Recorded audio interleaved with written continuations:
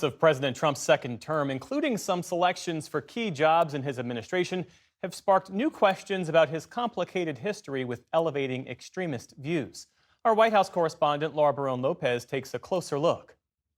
President Trump has a long history of amplifying messages and figures embraced by white supremacists and other domestic extremists. From spreading birther conspiracy theories about former President Obama's citizenship, to lying about the outcome of the 2020 election, to pardoning the rioters who violently stormed the Capitol in 2021. Now, in his second term, he's doubled down, staffing key positions with people who have spread racist conspiracies and defended January 6 insurrectionists who assaulted police. Joining me now to discuss is Jacob Ware. He's a research fellow at the Council on Foreign Relations studying domestic terrorism and counterterrorism. Jacob, thank you so much for being here. Thank you. Let's start with how the president's second term compares to his first term, specifically when it comes to who he is elevating in his administration and the ideological views that they promote and they're known for. How would you compare the two terms? Well, I think we had an expression during the first term. We said there were adults in the room, serious long-term professionals in national security and other fields who staffed the administration and who kept the trains on the tracks.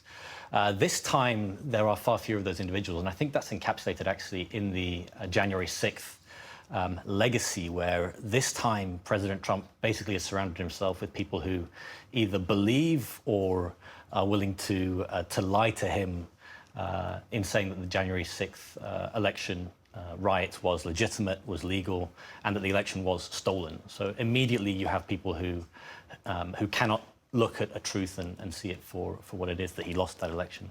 President Trump has come under criticism for appointing several people who have shared extremist views. Those include Ed Martin, the president's pardon attorney, who previously defended January 6 rioters and praised a Nazi sympathizer. Paul Ingrassia, a former podcast host with a history of racist comments, who also said that January 6 should be a national holiday. He's going to now lead the Office of Special Counsel.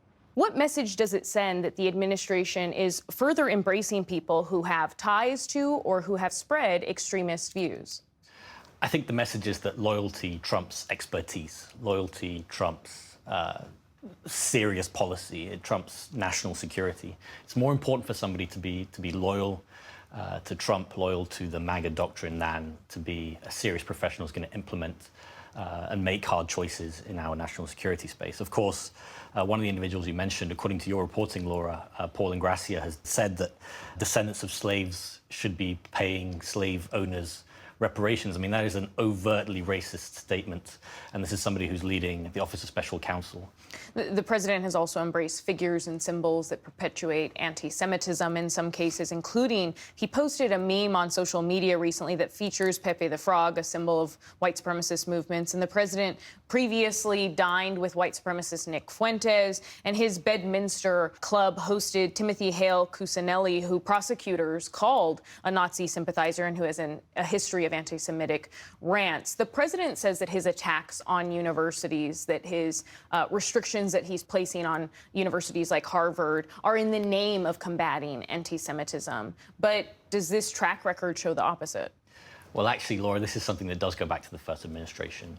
The place where we saw this rapprochement between Trump and the violent far right. The first time we saw that was at Charlottesville, where a white supremacist attack happened on behalf of an overtly neo-Nazi cause, with people who were there as overt neo-Nazis. And he, of course, said there were very fine people on both sides.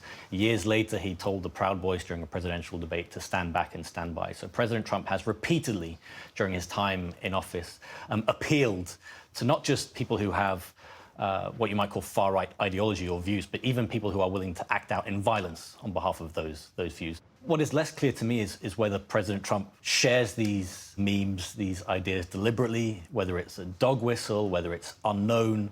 But either way, it's clearly a message being sent to the far right, whether overt or covert, that they have a defender in the White House. Trump's pardon attorney, Ed Martin, is now weighing whether or not to pardon Stewart Rhodes, who is the founder of the far-right militia group Oath Keepers. Rhodes was convicted of seditious conspiracy after the January 6th attack at the Capitol. And Martin has also recently suggested that he's looking to pardon the men convicted of plotting to kidnap Michigan Governor Gretchen Whitmer. on the pardon front, we can't leave these guys behind. In my opinion, these are victims just like January 6th. And so we are processing that. And, I have complete confidence that we're going to get a hard look at it. And the president will want to know the facts about it, want to see the relationship. You talked about signals being sent from this White House. What signal does it send?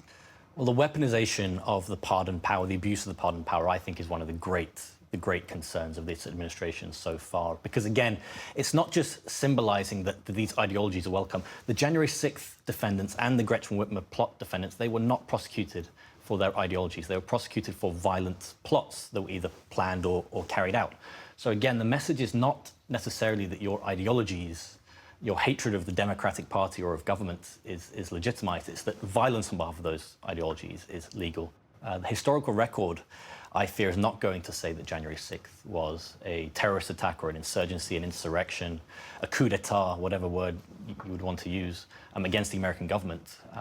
It will recognize that attack, as that incident, as a patriotic protest on behalf of a stolen election. And that is the legacy. We are watching January 6th, we're watching the 2020 election be rewritten in real time.